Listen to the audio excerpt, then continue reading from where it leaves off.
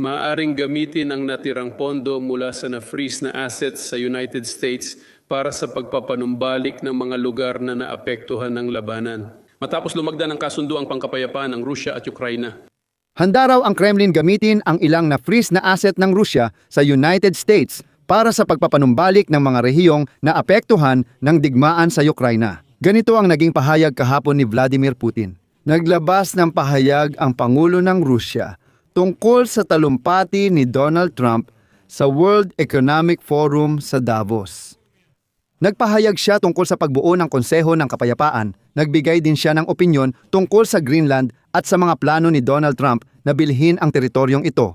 At dagdag pa, nagkomento rin siya tungkol sa mga negosasyon ngayong araw na gaganapin sa Moscow. Dumating na sa kabisera ng Rusya ang mga espesyal na kinatawan ni Donald Trump na sina Steven Witkoff at Jared Kushner. Kasabay nito, magpupulong sina Donald Trump at Vladimir Zelensky sa Davos.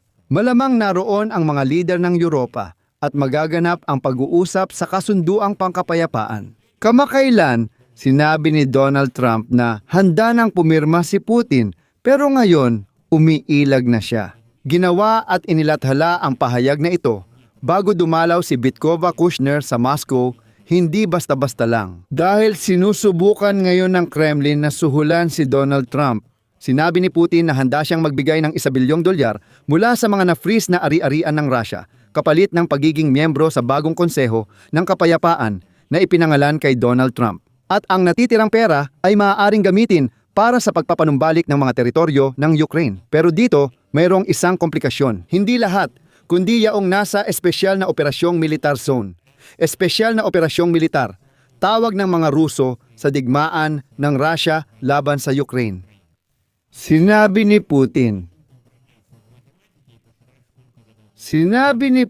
na ang mga na-freeze na Russian assets ay ilalaan ng $1 bilyon para sa pagiging miyembro ng Konseho ng Kapayapaan na ipinangalan kay Donald Trump.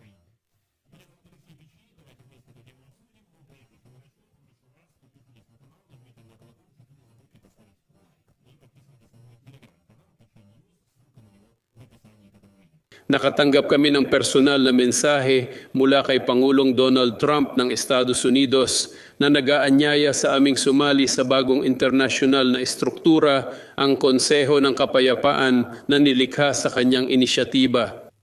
Kaya naglabas ng agarang pahayag si Vladimir Putin tungkol sa Konseho ng Kapayapaan ni Donald Trump, tungkol sa Greenland at tungkol sa mga nalalapit na pag-uusap ngayon hinggil sa Konseho ng Kapayapaan. Alam na inanyayahan siya doon ni Donald Trump. Tungkol sa Greenland, siyempre walang nagtanong kay Putin, pero nagpasya siyang magbigay ng maikling kasaysayan para kay Donald Trump. Ikwento kung magkano binili ang Alaska at kung magkano na sana ang halaga ng Greenland ngayon. At siyempre, ikinuwento rin niya kung paano inapi ng masasamang Danish na kolonyalista ang mga kawawang taga-Greenland. Kaya gusto nilang lahat pumunta sa Amerika.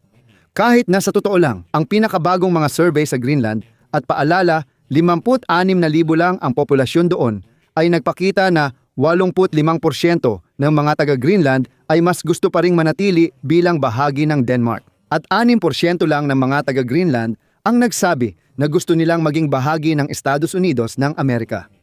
Masasabi kong malaki ang pagkakamali ni Vladimir Putin. Alam na ni Donald Trump kung magkano ang posibleng halaga ng Greenland kung ibebenta ito. At alam din niya ang binayad ng Amerika para sa Alaska noong ika-19 na siglo. Ang isa pang punto, huli na para kay Putin na magkwento tungkol sa Greenland. Inanunsyo ng Estados Unidos at NATO ang kasunduan na hindi tungkol sa pagbili o pagsakop ng Greenland. Huli na si Putin sa payo niya. Oh, kahit papaano, isang araw na ang lumipas. At dito, hayaan ninyong ipaalala ko ng kaunti kung tungkol saan ang pinag-uusapan. Noong Miyerkules ng gabi, inanunsyo ni Trump na aalisin niya ang mga taripa sa mga bansang Europeo. Matapos ang negosasyon kay Mark Rutte, kalihim general ng NATO, inihayag niya ang kasunduan sa Greenland. Babasahin ko ang kanyang pahayag matapos ang produktibong pagpupulong kay Mark Rutte. Nabuo namin ang isang asosasyon, ang pundasyon ng hinaharap na kasunduan para sa Greenland at, sa totoo lang, para sa buong rehiyon ng Arctic. Kung matupad ang desisyong ito, makakabuti ito sa Estados Unidos at NATO. Dahil dito, hindi ako magpapataw ng taripa. Ang karagdagang talakayan sa Pebrero 1 ay tungkol sa gintong kubo. Ito ay tungkol sa depensang kontramisil dahil apektado rito ang Greenland. Magkakaroon pa ng karagdagang impormasyon habang nagpapatuloy ang talakayan. Si J.D. Vance, Mark Rubio at Steven Witkoff ang hahawak sa negosasyong ito at mag-uulat sa akin. Salamat sa inyong atensyon. Hindi pa tiyak ang nilalaman ng kasunduan at ang alok ni Mark Ryute, pero masasabi ko ito dahil kamakailan niyang binanggit kung ano ang inialok niya kay Donald Trump. Ito ay sa katunayan pagpapalawak ng kasunduang nilagdaan sa pagitan ng Estados Unidos at Denmark noong 1951. Batay sa kasunduang ito, pwedeng magtayo ng base militar ang mga Amerikano dito at gamitin ito para sa depensa laban sa misil at eroplano. Ibig sabihin, umiiral na ito. Iminungkahi ni Mark Ryute na baguhin ang kasunduan. Idagdag ang probisyon na bawal magtayo ng pasilidad ng Russia at China sa Greenland at ipagbawal ang pagtutulungan ng Greenland sa mga Ruso at Chino. Sa madaling salita, mawawala ang takot ni Donald Trump na maimpluwensyahan ng Russia o China ang lugar na ito. Balik tayo kay Vladimir Putin. Ibig sabihin, sinabi pa ni Vladimir Putin na handa siyang gamitin ang mga na-freeze na ari-arian ng Russia sa Estados Unidos ng Amerika para sa pagpapanumbalik ng mga teritoryo ng Ukraine. Ayon kay Vladimir Putin, handa ang Moscow gamitin ang bahagi ng na-freeze na ari-arian ng Russia sa Amerika para punduhan at ayusin ang mga teritoryong apektado ng labanan kung magkakaroon ng kasunduang pangkapayapaan sa Ukraine. Inanunsyo niya ito sa pagpupulong ng Konseho ng Seguridad ng Russian Federation. Kasabay nito, plano rin niyang magpadala ng $1 bilyong mula sa mga ari-arian na ito sa Konseho ng Kapayapaan na itinatag ni Pangulong Donald Trump ng Amerika. Sabi ni Putin, kaya na sanang ilipat ng Russia ang halaga kahit wala pang desisyon sa paglahok sa organisasyon. Malinaw na gustong mapasama ni Putin sa organisasyong ito dahil tugma ito sa kanyang mga hangarin para sa bagong kaayusan ng mundo. Idadagdag ko rin na may $5 bilyong nang nakapirming ari-arian ng Russia sa mga institusyong pinansyal ng Amerika. Mga 5 hanggang 7 bilyon ayon sa Associated Press, 5 bilyon at Reuters, 7 bilyon. Ang dating pinununo ng White House, ang presidente ng Estados Unidos na si Joe Biden ay lumagda noong Abril 2024 ng isang panukalang batas na nagpapahintulot na kumpiskahin at gamitin ang mga ari-arian ng Estado ng Russia sa Amerika para sa kapakinabangan ng Ukraine. At ngayon, si Putin na nauunawaan ang lahat ng ito ay nagsabi ng isang pahayag ayon sa CP. Maaaring gamitin ang natitirang pondo mula sa na-freeze nating ari-arian sa Amerika para sa pagpapanumbalik ng mga teritoryong apektado ng labanan. Pagkatapos ng paglagda ng kasunduang pangkapayapaan sa pagitan ng Rusya at Ukraine, ang ganitong posibilidad ay pinag-uusapan din namin kasama ang mga kinatawan ng administrasyon. Ngayong Enero 22, inaasahang darating sa Moscow sina Steven Witkoff, espesyal na kinatawan ng Pangulo ng Amerika, at si Jared Kushner, manugang ni Trump, para ipagpatuloy ang negosasyon sa mga Ruso ukol sa digmaan sa Ukraine. Kasabay nito, magsasagawa rin ng negosasyon sina Donald Trump at Vladimir Zelensky sa Davos at malamang na ito ay magiging magkakasabay na negosasyon. Malinaw na sinusubukan ni Putin suhulan ang Amerika. Sobrang galante ko at handang gawin ito. Mula sa $7 bilyon na na-freeze sa Amerika, isa ay ibibigay kay Trump para sa pagiging miyembro sa Konseho ng Kapayapaan at ang 6 ay para sa muling pagbangon ng Ukraine. Lumabas ang impormasyon na ang tinutukoy ni Putin ay ang mga teritoryong nasakop sa Ukraine. Sabi niya, gagamitin natin ang perang ito para sa pagbangon ng mga teritoryong sinira ng Russia, kaya may nakatagong bitag dito. Kung titingnan ang posisyon ni Steven Witkoff, dapat talagang mag-ingat sa negosasyong ito. Bakit kaya? Kamakailan sa Davos, tinanong si Steven Witkoff kung naniniwala siyang handang pumirma si Putin ng kasunduang pangkapayapaan. Isinasaalang-alang na patuloy siyang aktibong sumusugod sa enerhiya ng Ukraine. Sinusubukan niyang magdulot ng matinding krisis pang-humanitarian sa Kyiv. Dito sumagot si Steven Bitkov na, pakinggan mo, alam mo, ito ay digmaan. Nagpapaputukan sila sa isa't isa.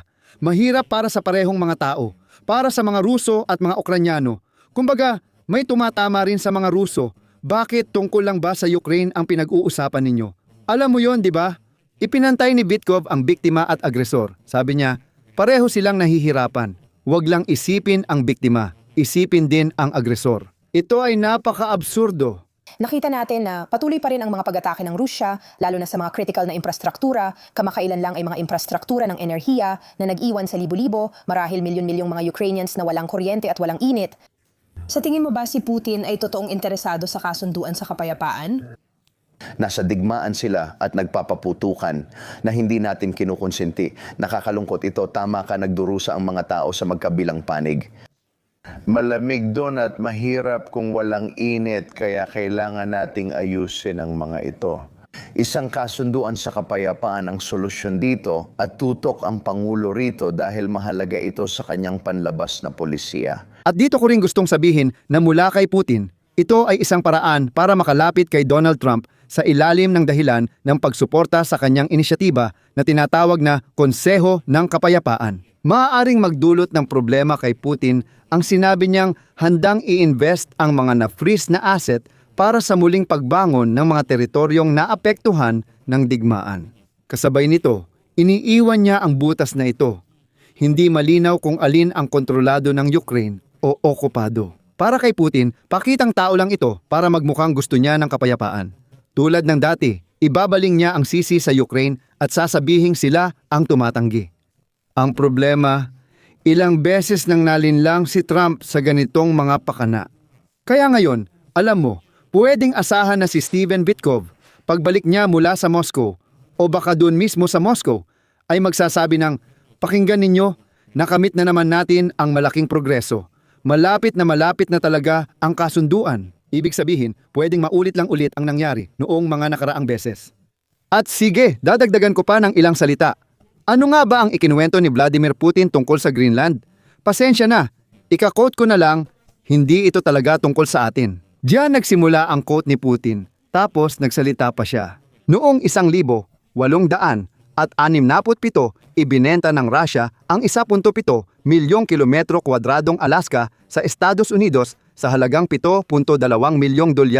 Sa kasalukuyang halaga, $158 milyong ito. Ang Greenland ay may sukat na 2.1 milyong kilometro kuwadrado. Kung ikumpara sa Alaska, ang Greenland ay nagkakahalaga ng $200 at $50 milyong.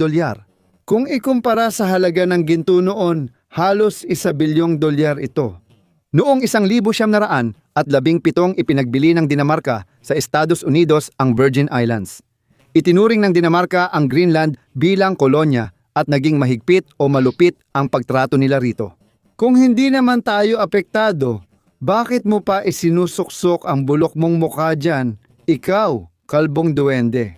Sinabi niyang hindi tayo apektado, pero binibilang niya ang laki, halaga, at kasaysayan ng teritoryo, pati nagbibigay pa ng iba't ibang paliwanag. Tinatapos niya ang quote sa pagsabing, pero di naman talaga tayo apektado. Ganyan talaga ang ugali ng isang Ruso. Sabi niya hindi siya apektado, pero pilit pa rin siyang sumasali kahit hindi siya kailangan. Ngayon tungkol sa Greenland, wala naman talaga tayong kinalaman sa kung ano ang nangyayari sa Greenland. Pero may karanasan tayo sa paglutas ng mga ganitong issue kasama ang Estados Unidos, pero sigurado akong wala talaga tayong kinalaman dito. Palagay ko sila na lang ang bahala dyan. Dito ko natatapusin. Ibahagi ninyo ang inyong opinyon, mga konklusyon at emosyon sa mga komento sa ilalim ng episode na ito. Mga Ruso, gaya ng dati, isulat ninyo ang inyong sama ng loob kung mali ang pagtawag ko sa inyo. Magtampo sa komento kung bakit ko tinatawag na kalbo at pandak ang presidente ninyo, basta mag-iwan kayo ng komento. Nagbibiro lang ako, syempre, pero sa mga matinong manunood, salamat sa panunood. Hanggang dito na lang. Ingatan ninyo ang inyong sarili. Paalam sa lahat.